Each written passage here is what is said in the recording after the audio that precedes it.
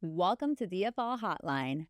Jacky here, coming at you with some radical honesty about what might be the most important time in your dog's entire life, that critical socialization period during puppyhood. Look, I'm not being dramatic when I say this basically determines whether your future dog will be a well adjusted social butterfly or more like that weird uncle nobody wants to sit next to at Thanksgiving. You know, the one that keeps telling everyone about their conspiracy theories and political views. What happens during this brief window can be the difference between raising a confident, resilient adult dog who takes life's challenges in stride, or one who thinks that the neighbor's garden gnome has declared psychological warfare against your entire household. And trust me, as someone who's seen hundreds of dogs in my career, this stuff really matters. But this isn't just about puppies. There's actually a fascinating parallel to human development that reveals how creating foundations of safety and positive exposure applies to all of us. Whether we're talking about kids, adults learning new skills, or anyone trying to convince themselves that taking up skateboarding at 40 is a totally reasonable life choice. Let's dive into our viewers' question. I just brought home my 8-week-old puppy and I'm confused about conflicting advice. My breeder says to keep him home until he's fully vaccinated, but my trainer says I need to socialize him now before it's too late. Who's right? I don't want to risk his health, but I also want a well-adjusted dog. Oh my God, this question captures one of the most common dilemmas new puppy parents face. It's like being told simultaneously, don't let your child touch anything, they might get sick, and if your child doesn't touch everything now, they'll develop weird phobias of doorknobs and ceiling fans. I mean, talk about mixed messages that leave you feeling like you're failing no matter what you do. First, let's understand what this critical socialization period even is. Between approximately 3 and 16 weeks, puppies experience a unique developmental window where their brains are especially receptive to new experiences. It's like their brains are running a special limited time offer. I can just see the marketing now. All new experiences processed with 90% less fear. Hurry, sale ends soon. During this period, puppies are basically little neurological sponges, absorbing information about what's normal, safe, and positive in their world. Their brains are forming connections at an extraordinary rate, establishing patterns that will influence their behavior for life. It's like they're writing the first draft of their operating manual for how to dog. But here's the crucial part. Once this window closes, the puppy's brain changes fundamentally. They become naturally more cautious of new things, an evolutionary adaptation that helps keep them safe in the wild, but isn't super helpful when you want your adult dog to calmly accept that the vacuum cleaner is not actually a monster sent from the future to destroy all of dog kind. After this period, helping a dog become comfortable with new experiences becomes significantly more difficult, requiring much more time, effort, and often a substantial therapy budget for the both of you. So the trainer's absolutely right that socialization during this period is essential. But the breeder and vet concerns about disease are valid too. Puppies aren't fully protected by vaccines until around 16 weeks, and diseases like parvo can be deadly serious. It's a legitimate between a rock and a hard place situation, and with so much conflicting advice out there, I totally get why you're confused. The good news is this isn't an either or situation. The current consensus among veterinary behaviorists and organizations like the American Veterinary Society of Animal Behavior is that the behavioral risks of inadequate socialization actually outweigh the physical risks of disease. But we can address both concerns with a thoughtful approach. It's not socialize or keep safe, it's socialize and keep safe. The key is understanding that socialization doesn't mean exposing your puppy to every single dog at the dog park, which is basically the puppy equivalent of sending your kid to daycare during flu season with specific instructions to lick all the toys. It means creating controlled, positive experiences with a wide range of people, animals, environments, and stimuli, while taking reasonable precautions to minimize disease risk. Think quality over quantity and safety without isolation. Let's break down what proper socialization actually involves, because it's about much more than just meeting other dogs and deciding who has the cutest butt to sniff. Comprehensive puppy socialization starts with exposure to different types of people. We're talking diverse ages, appearances, and people wearing all sorts of things like hats and uniforms. I mean, puppies can legit think that people in hats are an entirely different species. You also want to include people using mobility aids and with different types of voices and movements. The goal is for your puppy to think all humans are cool, not I only like 30-year-old women in yoga pants who feed me treats. Though, to be fair, I also prefer people who feed me treats. Then you'll want to expose them to different types of environments. So, urban settings, rural areas, and especially various flooring surfaces. Puppies who only walk on carpet might think tile floors are actually lava when they first encounter them. Includes stairs, outdoor spaces, and vehicles too. You're basically trying to give your puppy a world tour without leaving your zip code. And as an interior designer in my past life, trust me when I say floor surfaces matter more than you'd think. I've seen adult dogs refuse to walk on specific flooring types because they never experienced them as puppies. Don't forget different types of sounds, things like household appliances, traffic, storms, music, children playing. Your ultimate goal is a dog who doesn't think that the blender is plotting murder. Though between you and me, I'm still not 100% convinced my blender isn't planning something sinister. Animals are another important category, not just other dogs, but cats, livestock, wildlife, from a safe distance, of course. You want a dog who understands that squirrels have the right to exist, even if that right is deeply suspicious and probably involves planning world domination one acorn at a time. And handling experiences are absolutely crucial. Get your puppy used to gentle touching of the paws, ears, mouth, grooming, and veterinary type handling. Trust me, your future vet, groomer, and anyone who ever needs to handle your dog will thank you for this one about 1,000 times over. The critical part to remember through all of this is that these exposures must be positive. Forcing a frightened puppy to deal with scary situations is like throwing someone who's afraid of water into the deep end of the pool. Not only cruel, but counterproductive. Instead of creating a dog who's comfortable with the world, you're creating one who thinks the world is terrifying, but fighting back is not allowed, which is a great recipe for anxiety and aggression later on in life.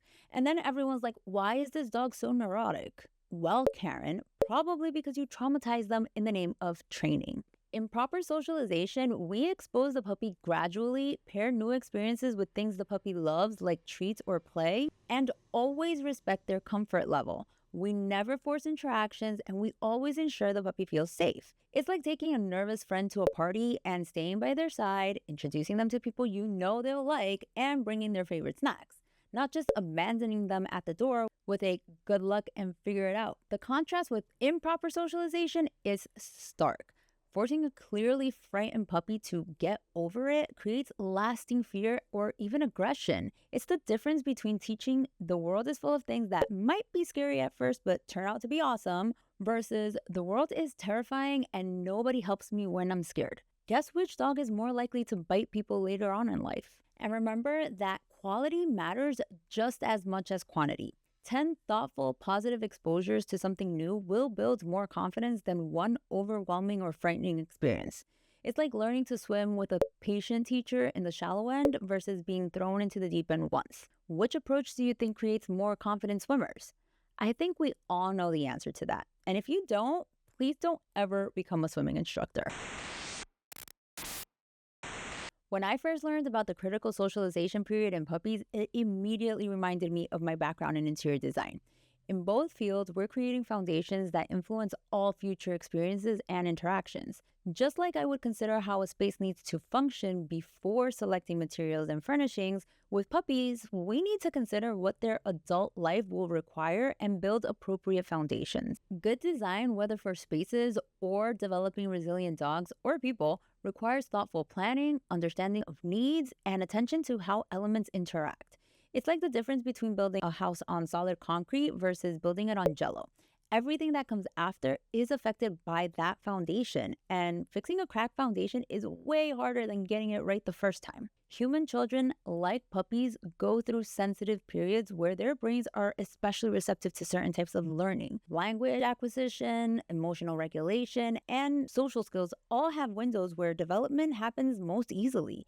That's why a 5-year-old can pick up a new language effortlessly, while I still struggle to order correctly at the French bakery despite that semester of French in college. No, sir, I did not want 17 croissants, but thanks, I guess. The core principles of how positive exposure builds resilience applies throughout our lives. We're basically all puppies when we encounter something completely new. Think about it. When you're learning something completely new or navigating an unfamiliar situation, being thrown into the deep end without support can create anxiety and resistance, but never stretching beyond your comfort zone limits growth. The sweet spot is controlled positive exposure with appropriate support, which is exactly what we advocate for in puppy socialization. It's why sink or swim is actually a terrible approach to both swimming and most other life skills. Psychologists call this the zone of proximal development, the area where challenges are beyond what you can do alone but achievable with support.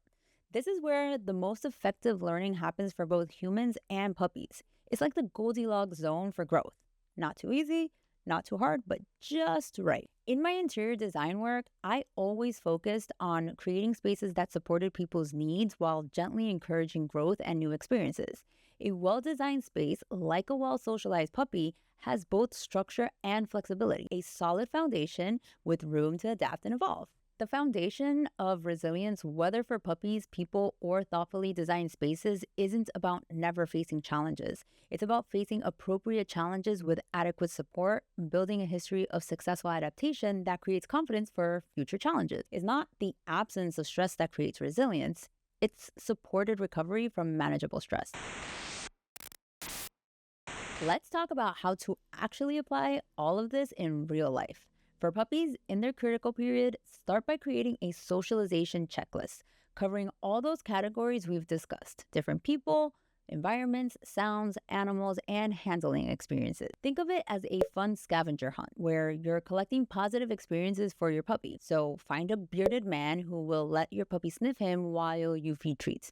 Check. Bonus points if he's wearing a hat and carrying an umbrella. Check and check. The golden rule is to always pair these experiences with positive associations. So whenever your puppy encounters something new, make it rain treats, praise, or play, whatever your dog loves most.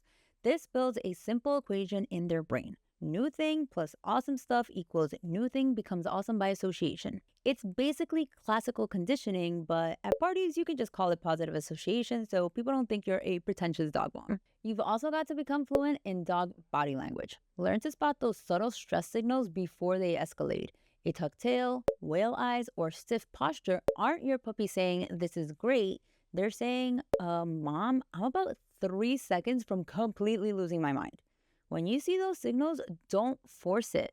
Just create more distance or take a break and try again later at a less intense level. And remember that quality matters so much more than quantity when it comes to socialization. A few calm, positive minutes of your puppy happily meeting a friendly toddler builds way more confidence than an hour being terrorized by a grabby one. Always prioritize making new experiences positive over checking boxes on your socialization list. Actually, this kind of applies to human relationships too, now that I think about it. And please work with professionals on this journey: your vet for health guidance specific to diseases in your areas, and a certified positive reinforcement trainer for behavioral support. Yes, Google University is free, but actual experts can save you from so many preventable problems. Trust me, they're worth their weight in gold, or at least in premium dog treats. For humans, these same principles apply no matter your age. Whether you're 5 or 85, growth happens when you have appropriate challenges balanced with adequate support. When introducing new experiences, start at a level that stretches your comfort zone without triggering panic. The goal is mild butterflies in stomach, not a full-blown panic attack with hyperventilation and the sudden urge to text your ex. Remember that even beyond those formal critical periods, this formula applies throughout life. It's never too late to build greater comfort with new experiences, even if it takes more time and patience. You might not teach an old dog new tricks as quickly, but with the right approach, they can definitely still learn. Time for our lightning round. Let's see how fast I can answer your quick-fire questions. It's never too late, but your expectations and approach definitely need to adjust. The critical period may be over, but with patience, consistency, and positive methods, significant improvement is still possible. Progress will be more gradual and may never be as complete as with early socialization, but Many adult dogs show remarkable improvement with behavior modification. Think of it like learning a new language as an adult versus a child. It's absolutely possible, but requires more deliberate practice and patience. You'll want to work with a certified positive reinforcement trainer for best results, not your neighbor who watched 2 episodes of a TV dog trainer and now thinks they're an expert on all things canine. Get creative with safe distance exposure. Visit playgrounds while keeping a safe distance, check out outdoor sporting events, or go to places where you can watch children while carrying your puppy or keeping them at a comfortable distance. And use recordings daily at home to help ease them into the process. The internet is full of videos specifically made for desensitizing puppies to all kinds of noises, including children screaming, crying, running, and playing. You may also want to look into some training centers in your area because some of them might even offer supervised child-puppy socialization events. And always prioritize positive associations and never force interactions. Quality over quantity is key here. And remember, the goal is a dog who's comfortable around children, not one who necessarily wants to be ridden like a pony or dressed up as a princess for tea parties. Though if your dog is into that kind of stuff, more power to them. The concern isn't about too much exposure, but rather about the quality and pacing of that exposure. Overwhelming, stressful experiences or insufficient rest between those experiences can for sure create anxiety or overstimulation. The key is reading your puppy's body language, ensuring positive associations, and providing adequate downtime for processing. Well-paced, positive socialization doesn't create hyperactivity. It builds confidence. Think of it like introducing new foods to a toddler. Offering one new food at a time with positive encouragement helps them develop a diverse palate. But forcing them to try 20 new foods in one sitting while you're hovering over anxiously is a recipe for a kid who refuses to eat anything but chicken nuggets for the next decade. Puppies need that same thoughtful approach. New experiences introduced at a pace they can handle with plenty of time to rest and process in between. So what your breeder's calling over socialization is actually improper socialization.